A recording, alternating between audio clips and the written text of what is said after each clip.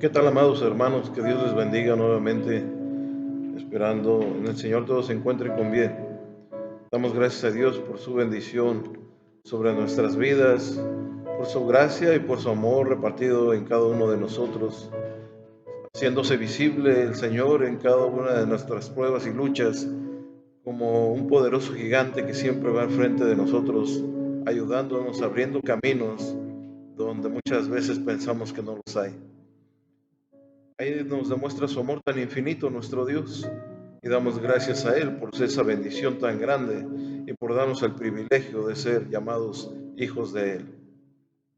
Hoy continuaremos hablando, hermano, acerca de este gran hombre, un hombre de Dios, escogido por Él, despreciado también por los hombres, así como el profeta Jeremías.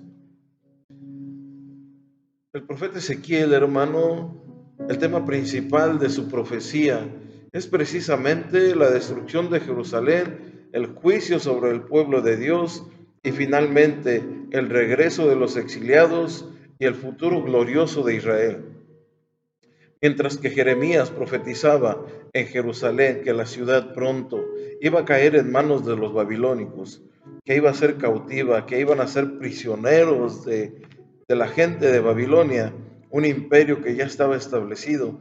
Ezequiel daba, hermano, el mismo mensaje a los cautivos, ya que se encontraban en Babilonia y él también se encontraba en aquel lugar.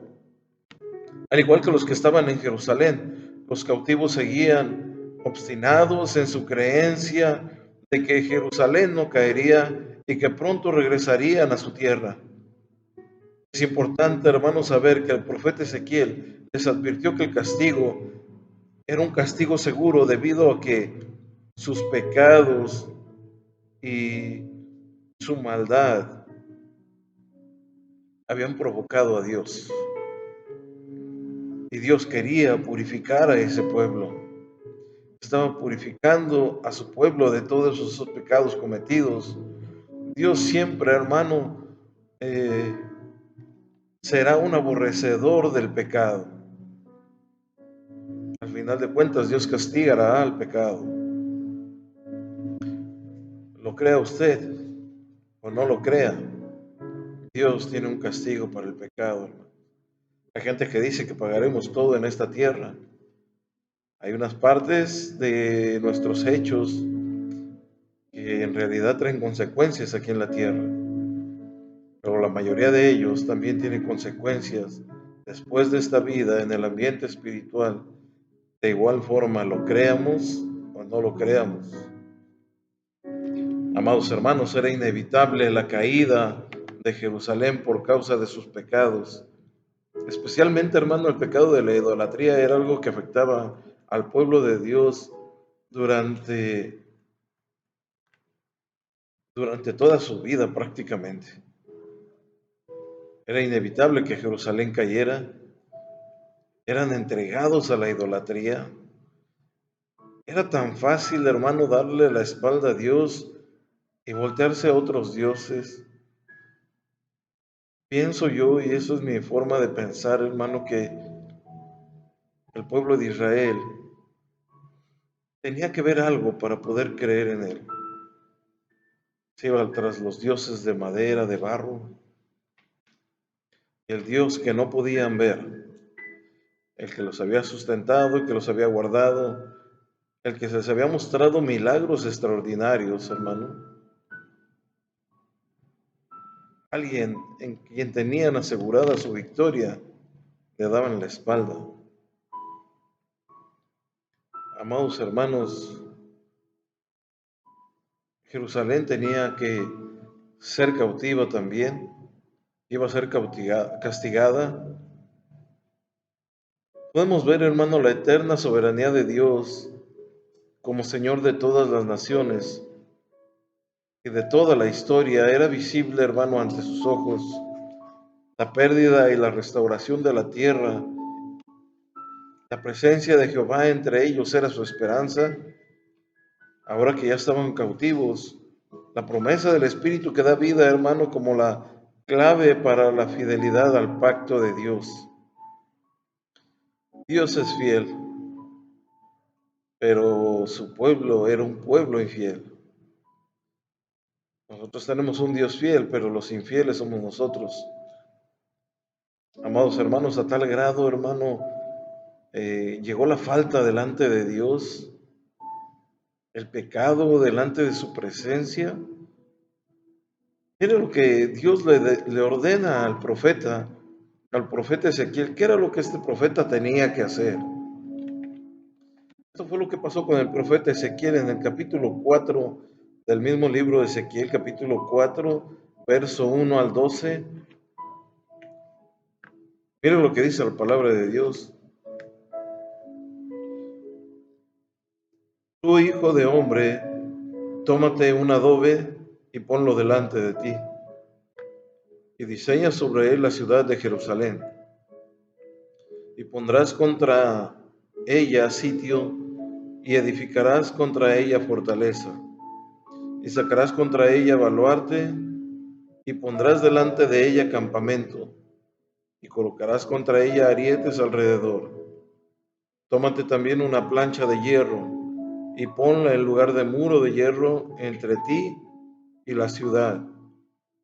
Afirmarás luego tu rostro contra ella, y será en lugar de cerco, y la sitiarás. Es señal a la casa de Israel. Y tú te acostarás sobre tu lado izquierdo, y pondrás sobre él la maldad de la casa de Israel.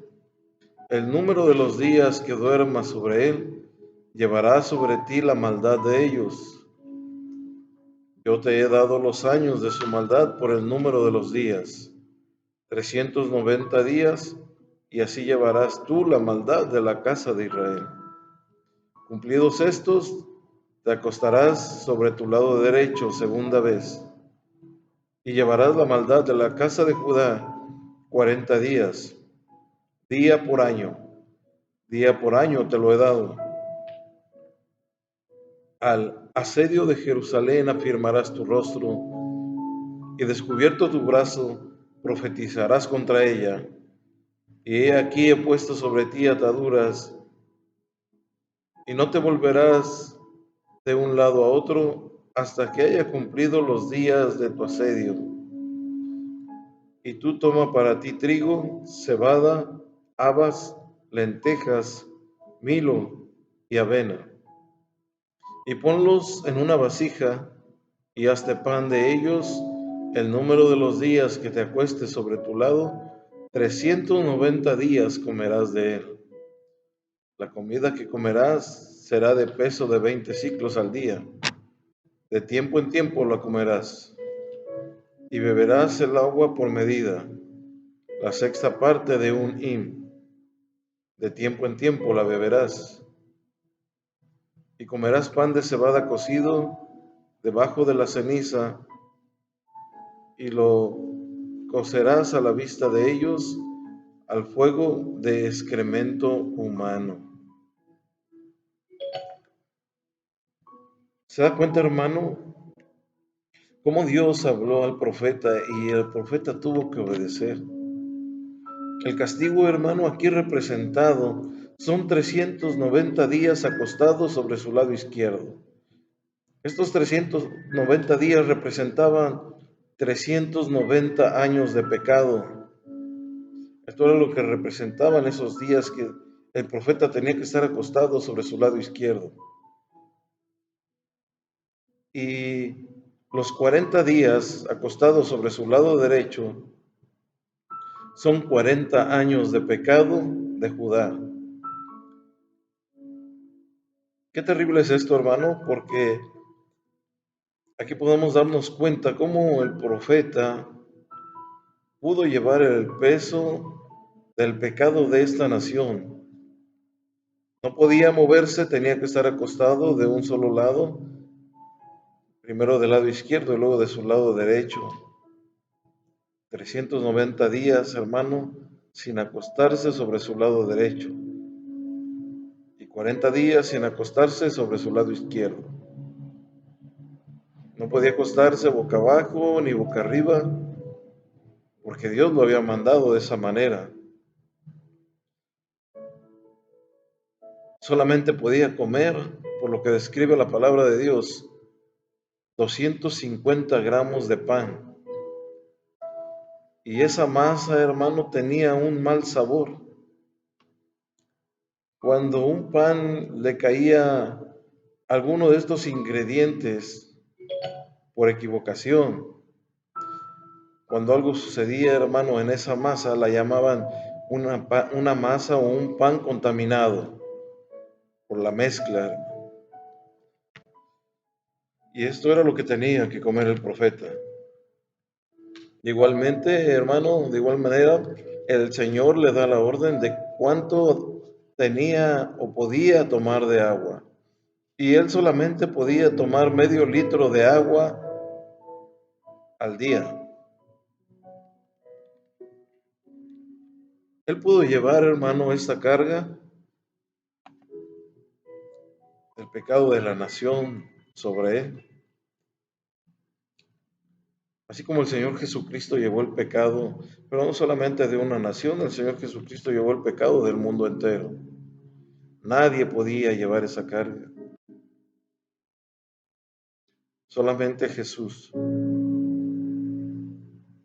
El castigo representado aquí, hermano, era para el pueblo de Israel. Y el profeta, hermano, fue el que llevó a cabo, hermano, todo lo que el Señor le estaba diciendo. Este profeta profetizó varias veces, hermano, circunstancias que se estaban viviendo en ese momento, cosas que iban a vivir. Vio, hermano, cómo la gloria de Dios se apartó del templo. Eso es lo que el profeta pudo ver, cómo la gloria de Dios se apartó del templo. El Señor le habló diciendo, hermano, haciendo una declaración, que el alma que pecare, esa morirá. Un claro ejemplo, hermano, de que el pecado es abominación delante del Señor y tendrá un castigo. Este hombre pudo vivir la muerte de su esposa y también profetizó contra Amón, contra Moab, contra Edom, contra Tiro y contra Egipto. La escena, hermano, de el Valle de los Huesos Secos es uno de los pasajes más reconocidos en el mundo cristiano. Y tal vez muchas personas es el único pasaje que conocen del libro de Ezequiel. El Valle de los Huesos Secos. Reconocido en el mundo cristiano, hermano, en cuanto al libro de Ezequiel. Por lo tanto, no podemos pasarlo por alto en este video porque es algo importante, hermano. Es una reseña de lo que Dios iba a hacer con el pueblo de Israel. De escena, hermano, del Valle de los Huesos Secos. Dice la palabra del Señor que la misma mano de Jehová llevó, hermano, al profeta y lo puso enfrente de un ejército de huesos secos, resucitados ante los ojos espirituales del profeta Ezequiel. Es algo que narra el profeta en el libro de Ezequiel capítulo 37, del 1 al 14. Voy a darle lectura rápidamente para que nos demos cuenta qué fue lo que sucedió en ese momento donde el profeta estaba viendo todo esto. Dice la palabra del Señor: la mano de Jehová vino sobre mí y me llevó en el espíritu de Jehová y me puso en medio de un valle que estaba lleno de huesos y me hizo pasar cerca de ellos por todo en derredor. Y he aquí que eran muchísimos sobre la faz del campo, y por cierto secos en gran manera. Y me dijo: hijo de hombre, ¿vivirán estos huesos? Y dije: Señor Jehová, tú lo sabes. Me dijo entonces: profetiza sobre estos huesos y diles: huesos secos, oíd palabra de Jehová. Así ha dicho Jehová el Señor a estos huesos: he aquí, yo hago entrar espíritu en vosotros y viviréis, y pondré tendones sobre vosotros, y haré subir sobre vosotros carne, y os cubriré de piel, y pondré en vosotros espíritu, y viviréis, y sabréis que yo soy Jehová. Profeticé, pues como me fue mandado, y hubo un ruido mientras yo profetizaba, y he aquí un temblor, y los huesos se juntaron, cada hueso con su hueso. Y miré, y he aquí tendones sobre ellos, y la carne subió a la piel, y la piel cubrió por encima de ellos, pero no había en ellos espíritu. Y me dijo, profetiza al espíritu, profetiza, hijo de hombre, y di al espíritu, así ha dicho Jehová el Señor, espíritu, ven de los cuatro vientos y sopla sobre estos muertos y vivirán. Y profeticé como me había mandado, y entró espíritu en ellos y vivieron, y estuvieron sobre sus pies un ejército grande en extremo. Me dijo luego, hijo de hombre, todos estos huesos, todos estos huesos son la casa de Israel. He aquí ellos dicen, nuestros huesos se secaron y pereció nuestra esperanza y somos del todo destruidos. Por tanto, profetiza y diles, así ha dicho Jehová el Señor, he aquí yo abro vuestros sepulcros, pueblo mío, y os haré subir de vuestras sepulturas, y os traeré a la tierra de Israel, y sabréis que yo soy Jehová, cuando abra vuestros sepulcros, y os saque de vuestras sepulturas, pueblo mío. Y pondré mi espíritu en vosotros, y viviréis, y os haré reposar sobre vuestra tierra, y sabréis que yo, Jehová, hablé, y lo hice, dice Jehová. Esta narración, hermano, en el libro de Ezequiel, nos muestra todo lo que iba aconteciendo, hermano, ante los ojos del profeta. Y esta es una de las apariciones más enigmáticas, hermano, experimentadas por este profeta famoso, hermano, por sus obras, por sus visiones, por sus profecías, tal vez un poco inusuales. La visión comienza cuando Dios pone a Ezequiel en un valle lleno de huesos y le pregunta a Ezequiel que si pueden volver a la vida. Ezequiel, el profeta, no podía saber, hermano, si el mismo Dios estaba en ese lugar y él le estaba preguntando. Él no podía saber si aquellos huesos podrían volver a vivir. Para alguien, hermano, de forma natural, esos huesos estaban secos. No tenían vida, no tenían carne, no tenían tendones. Tal vez por dentro ya estaban secos también, huecos. Ezequiel solamente respondió, solamente tú, Jehová, lo sabes. Entonces Dios le dice a Ezequiel que hable esta profecía sobre los huesos. Y él lo hace, hermano, en aquel valle de huesos secos, él lo hace. Durante mucho tiempo, hermano, la gente pensaba que se suponía que el texto, hermano, leído, que acabamos de mencionar hace un momento, se refería a una resurrección general. Pensaban que iba a ser así nuestra resurrección. En algún momento la gente pensaba, hermano, que iba a ser así. Pero es algo tan distante de lo que en realidad, lo que Dios va a hacer con nosotros. Cuando los hombres deberían despertarse de la muerte y volver a entrar a sus viejos cuerpos físicos, hermano, eso era la mentalidad que tenían antes. Pero este texto, hermano, nos lleva con su propia evidencia de que no se refiere a una resurrección física, sino que es una visión profética destinada literalmente, hermano, a alentar a los judíos en su condición. Recordemos que ellos estaban angustiados, hermano, una condición llena de angustia, de terror tal vez, de cansancio, de agonía por estar esclavizados en Babilonia, pues estaban cautivos ahí. Ezequiel el profeta, hermano, se encontraba entre los judíos cautivos exiliados en la tierra extranjera, cuyas esperanzas de regresar a su antigua casa se estaban desvaneciendo rápidamente después de tantos años, hermano, de estar ahí.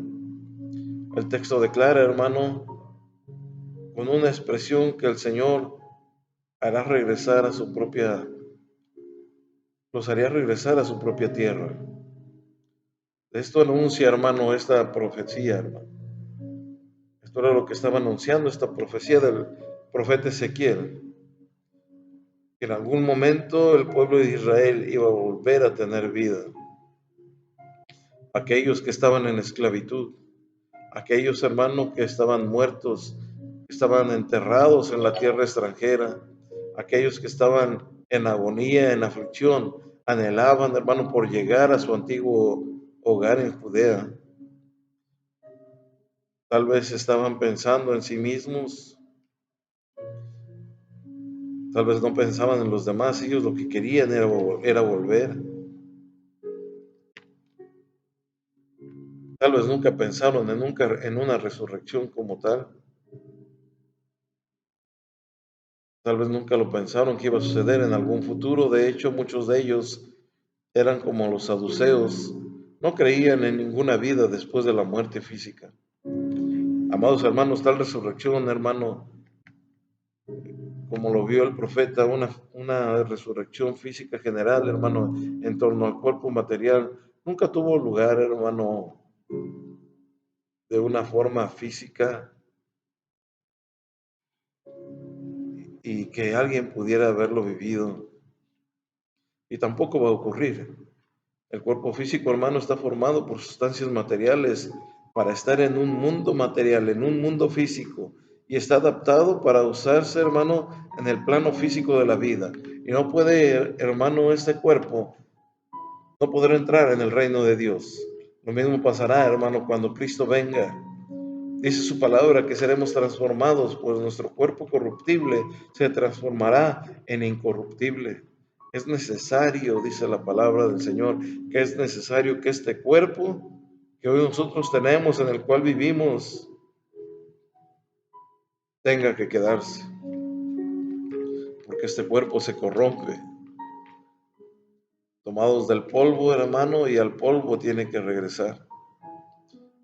La carne, hermano, nuestro cuerpo puede estar en la tierra, mas no en el reino de Dios. La muerte, hermano, del cuerpo físico es el fin de la existencia física del hombre. El cuerpo material se descompone y pierde su forma, se echa a perder, se pierde la identidad de la persona a través del tiempo, de cualquier hombre muerto. La resurrección, hermano, que marca la palabra del Señor, no es un resurgimiento de un cuerpo muerto, sino el resurgimiento de un hombre vivo. El Señor dice que los muertos en Cristo resucitarán primero, pero no van a resucitar en su cuerpo físico. Ese cuerpo de muchos está deshecho, volvió al polvo, no puede volver a ser tomado de ahí. Resucitarán primero, hermano, pero ahora en un cuerpo incorruptible. Esto es algo, hermano, importante. Ese valle de los huesos secos, hermano, muestra que el pueblo de Israel iba a ser restaurado por Dios, que el pueblo de Israel iba a volver a casa, que el pueblo de Israel, hermano, el Señor le iba a volver a dar vida nuevamente. Esto es lo que está hablando el profeta, hermano, a través de esta profecía. Lo que él pudo ver, hermano, porque el mismo Dios se lo llevó para mostrarlo. Esto era lo que Dios quería que el profeta Ezequiel supiera para darlo a conocer al pueblo. Qué gran bendición, hermano, es estar aprendiendo acerca de este gran hombre de Dios, el profeta Ezequiel, un hombre, hermano, que no tuvo temor en dar las profecías del Señor y que incluso pudo llevar esa carga del pueblo por sus pecados. Seguiremos en otro video hablando de este hombre, hermano. Que Dios le bendiga de una forma extraordinaria. Les mandamos un saludo, un abrazo.